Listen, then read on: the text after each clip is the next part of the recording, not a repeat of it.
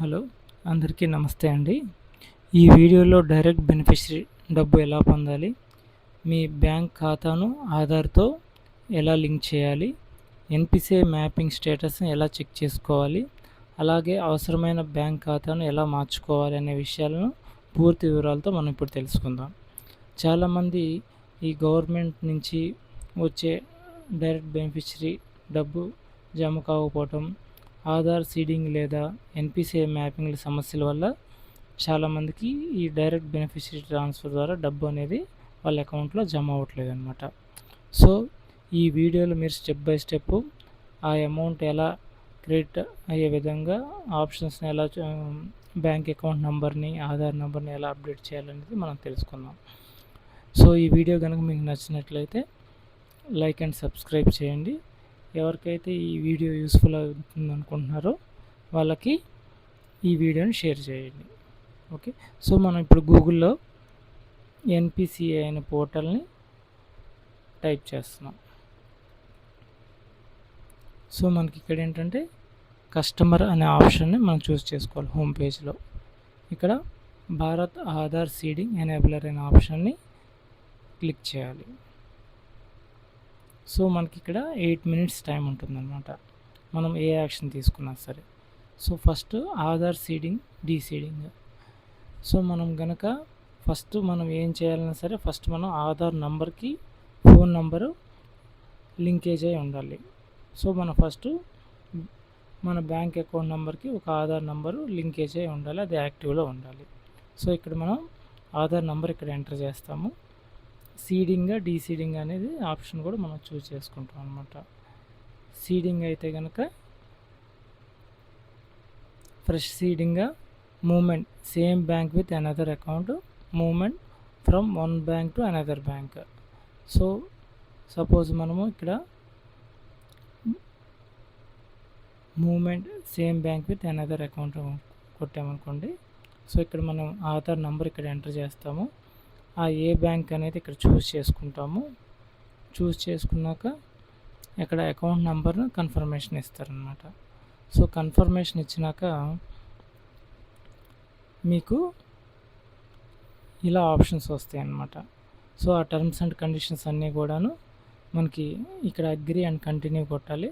తర్వాత కన్ఫర్మేషన్ ఇస్తే కనుక మనకు ఒక ఓటీపీ వస్తుంది. ఓటీపీ అయిపోయినాక మనకి ఒక రెఫరెన్స్ నెంబర్ కూడా వస్తుందన్నమాట. కొన్ని డేస్లో అవి ఆ అకౌంట్కి, బ్యాంక్ అకౌంట్కి అనేది ఆ ఆధార్ నెంబర్తో లింకేజ్ అయిపోతుంది అన్నమాట. ఓకే, సో ఇదంతా కూడాను సీడింగ్, డీసీడింగ్, ఒక బ్యాంక్ అకౌంట్ నుంచి వేరే బ్యాంక్కి ఎలా చేంజ్ చేసుకోవాలనేది మనం ఇక్కడ తెలుసుకోవచ్చు. ఇకపోతే అకౌంట్ డీటెయిల్స్ అండి. సో అసలు ఫస్ట్ ఎవరైనా సరే ఇక్కడ చెక్ చేసుకుంటే బెటరు. సో మనకు అసలు ఏదైనా అకౌంట్ నెంబర్ దీనికి అప్డేట్ అయి ఉందా లేదా అనేది మనం ఇక్కడ చెక్ చేసుకుంటాము. ఓకేనండి. సో ఇక్కడ నేను ఫర్ ఎగ్జాంపుల్ నా ఆధార్ నెంబర్ని ఎంటర్ చేస్తున్నాను.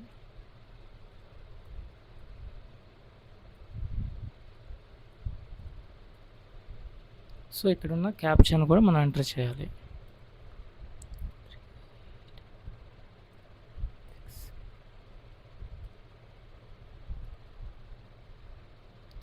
సబ్మిట్ చేయగానే మనకి ఆధార్కి లింక్ అయిన ఫోన్ నెంబర్కి ఒక మెసేజ్ వస్తుందన్నమాట.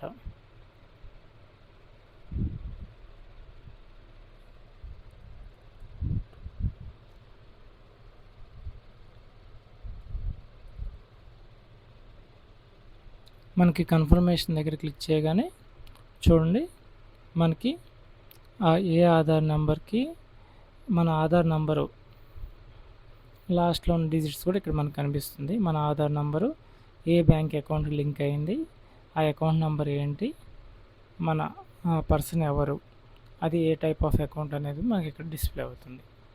సో మనకి ఫస్ట్ ఆఫ్ ఆల్ ఇక్కడ మనం చెక్ చేసుకుంటే కనుక మనకు సరిపోతుంది. ఓకే, సో అసలు ఏ అకౌంట్ ఉంది, ఏ పేరు మీద ఉంది, ఏ ఆధార్ నెంబర్తో ఉందనేది మనం ఇక్కడ చెక్ చేసుకుంటే సరిపోతుందండి. So next Aadhaar map status. అసలు మనకి ఈ ఆధార్ ఎన్పిసిఐ పోర్టల్లో ఎప్పుడు వచ్చింది ఏంటనేది మనం తెలుసుకోవాలంటే ఇది కూడా one of the key option అనమాట. ఓకే, సో మళ్ళీ ఇక్కడ నేను నా ఆధార్ నెంబర్ని ఎంటర్ చేస్తున్నాను.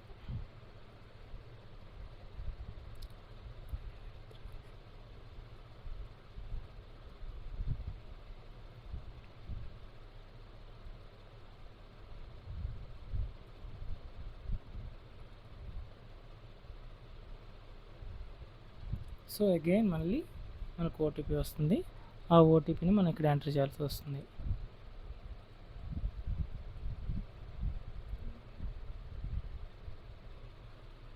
ఇక్కడ చూడండి, మన ఆధార్ నంబరు ఇక్కడ మ్యాపింగ్ స్టేటస్లో పక్కాగా ఎనేబుల్డ్ ఫర్ డీబీటీ అనేది మనకు రావాలి. ఎనేబుల్లో ఉంటేనే మనకి గవర్నమెంట్ నుంచి ఎటువంటి డబ్బు వచ్చినా సరే మనకి అది క్రియేట్ అవుతుంది. డిసేబుల్డ్ కానీ ఇంకా వేరే ఆప్షన్ ఏది ఉన్నా సరే మనకి ఇంకా ఎన్పిసిఏలో బ్యాంక్ అకౌంట్ నెంబర్కి ఇంకా ఎనేబుల్ అయినట్టుగా కాదనమాట. సో కంపల్సరీగా ఇది ఎనేబుల్లో ఉండాలి. ఈ బ్యాంక్ నేమ్ కూడా క్లియర్ కట్గా ఉంది. ఇది అసలు ఎప్పుడు అప్డేట్ అయింది అనేది కూడా ఇప్పుడు ఫర్ ఎగ్జాంపుల్ నాది 2021లో యూనియన్ బ్యాంక్ వాళ్ళు అప్డేట్ చేయించాం అనమాట ఎన్పిసిఏ పోర్టల్లో. ఓకే, ఇక్కడ కూడా ఈ ఫ్లాగ్ అనేది ఎస్లోనే ఉండాలి. ఓకే, సో ఇక్కడ మనకి దీని ద్వారా మనది అసలు మన అకౌంట్ యాక్టివ్లో ఉందా లేదా అనేది క్లియర్ కట్గా మనకి ఇక్కడ తెలుస్తుంది. ఇక్కడ హిస్టరీ ఉంది అనమాట. సో హిస్టరీ, మ్యాపింగ్ హిస్టరీ కూడా మనకి ఇక్కడ క్లియర్ కట్గా తెలుస్తుంది. సో మనకి ఇక్కడ ఆధార్ నెంబర్ ఎంటర్ చేస్తాము. మనం పాతకాలంలో కనుక ఆధార్ నెంబర్ని, బ్యాంక్ అకౌంట్ నెంబర్ని కనుక ఏదైనా చేంజ్ చేసినట్లయితే ఆ హిస్టరీ మనకి ఇక్కడ కనిపిస్తుంది. ఒకవేళ బ్యాంక్ అకౌంట్ నెంబరు పాతకాలంలో ఒక యూనియన్ బ్యాంక్ ఉండి ప్రజెంట్ ఎస్బీఐ బ్యాంక్ కనుక మీరు చేంజ్ చేసినట్లయితే ఎప్పుడు చేంజ్ చేశారు అనేది ఆ హిస్టరీ మొత్తం కూడా ఇక్కడ కనిపిస్తుంది. ఇక్కడ మనం సీడింగ్, డీసీడింగ్ అనే ఆప్షన్ కూడా మనం చూస్ చేసుకోవచ్చు అనమాట. ఓకే, మనకు ఇక్కడ ఒక రెఫరెన్స్ నెంబర్ వస్తుంది. ఆ రెఫరెన్స్ నెంబర్ని ఇక్కడ ఎంటర్ చేస్తే సరిపోతుంది. ఓకే, సో మనకి ఏదైనా సరే మనం ఎటువంటి యాక్టివిటీ చేసినా సరే ఓవరాల్గా మనకి 8 minutes టైం ఉంటుంది. ఈ 8 minutes టైంలోనే ఈ ఎన్పిసిఐ పోర్టల్ మనం అప్డేట్ చేసుకోవాల్సి వస్తుంది అనమాట.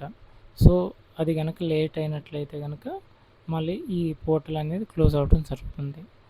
సో ప్రతి పర్సన్ కూడాను ఈ డైరెక్ట్ బెనిఫిషరీ ట్రాన్స్ఫర్ అమౌంట్ కావాలంటే మస్ట్ అండ్ షుడ్గా ఇక్కడ మీ బ్యాంక్ అకౌంట్ నెంబర్ని ఆధార్తో లింకేజ్ చేసుకొని ఉండాలి.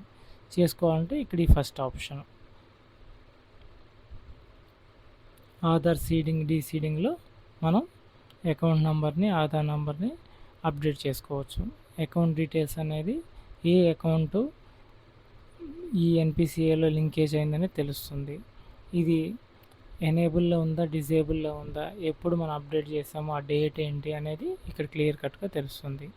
మనం ఎప్పుడు చేంజ్ చేసామనేది ఈ ఆధార్ మ్యాపింగ్ స్టేటస్ హిస్టరీలో మనకు తెలుస్తుంది.